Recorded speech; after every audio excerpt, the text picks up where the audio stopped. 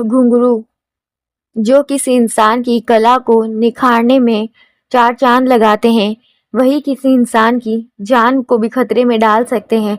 ये बात आपको इस कहानी में पता चलेगी। तो चलिए स्टार्ट करते हैं।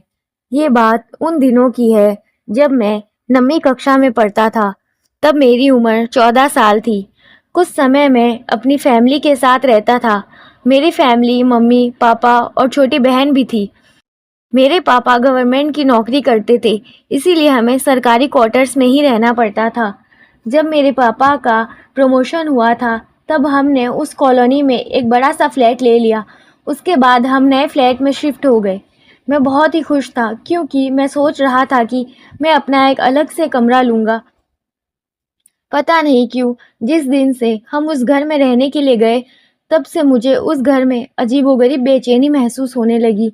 उस घर में मुझे देर से सोने की आदत थी क्योंकि हमारा टीवी चैनल वाला हर रात को एक नई फिल्म दिखाता था और मेरे मम्मी पापा और बहन दूसरे कमरे में जल्दी सो जाते थे।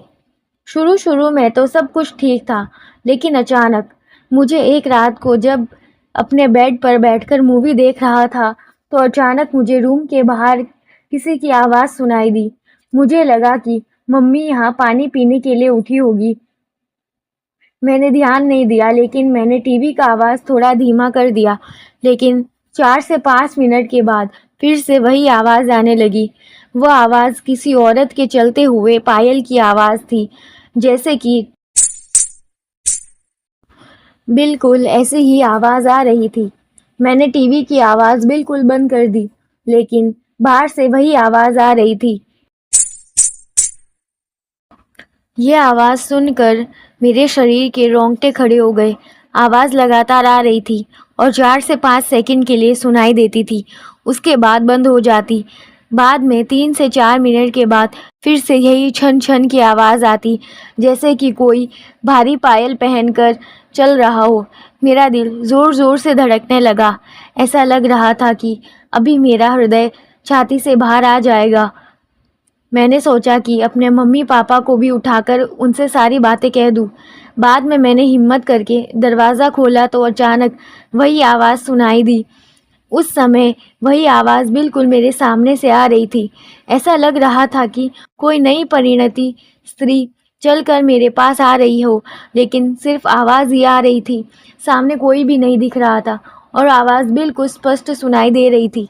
मैंने मम्मी-पापा को जगा दिया और सारी बात बता दी। किसी ने मेरी बात पर ध्यान नहीं दिया। मैं अपनी मम्मी-पापा के साथ उनके कमरे में सो गया। ऐसे ही 3 से 4 दिन निकलने के बाद एक रात को फिर से वही आवाज़ सुनाई दी। बाद में मुझे उस आवाज़ की आदत पड़ गई। आवाज़ आने का कोई भी समय नक्की नहीं था।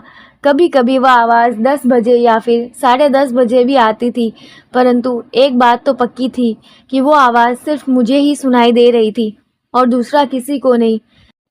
8 से 9 महीने ऐसे ही बीत गए। बाद में हमने एक नया फ्लैट मिल गया और हम वहाँ शिफ्ट हो गए। उसी फ्लैट में हमारी जगह पर जो नए लोग रहने के लिए आए थे, वह हमारे जान-पहचान के थे। उनका बेटा मेरा बहुत अच्छा दोस्त था और उनका फैमिली काफ़ी बड़ा था। एक दिन वो अंकल हमारे घर पर आए और हमसे पूछा कि क्या आपको कभी-कभी कोई आवाज़ सुनाई दे रही थी? बस यही बात सुनकर मुझे पूरा यकीन हो गया कि वह कोई मेरा वहम नहीं था। उस अंकल के पूरे परिवार ने वही आवाज़ सुनी थी। आखिर में मेरे मम्मी-पापा को यकीन हो गया कि मैं झूठ नहीं बोल रहा था। बाद में उन लोगों ने पूजा-पाठ करवाया। हमने यह बात जानने की कोशिश की थी कि उस घर में आखिर क्या हुआ था। तब जाकर पता चला कि उस घर में एक नहीं बल्कि 6-6 आत्माएँ थीं। उस बात को 14 साल हो गए और अब मैं बड़ा हो गया। मुझे पता नहीं है कि क्या आज भी वही आवाज़ सुनाई दे रही है या नहीं, लेकिन आज भी मैं उस आवाज़ के बारे में सोचता हूँ तो मेरे मन में एक अजीब सा डर बैठने लगता है।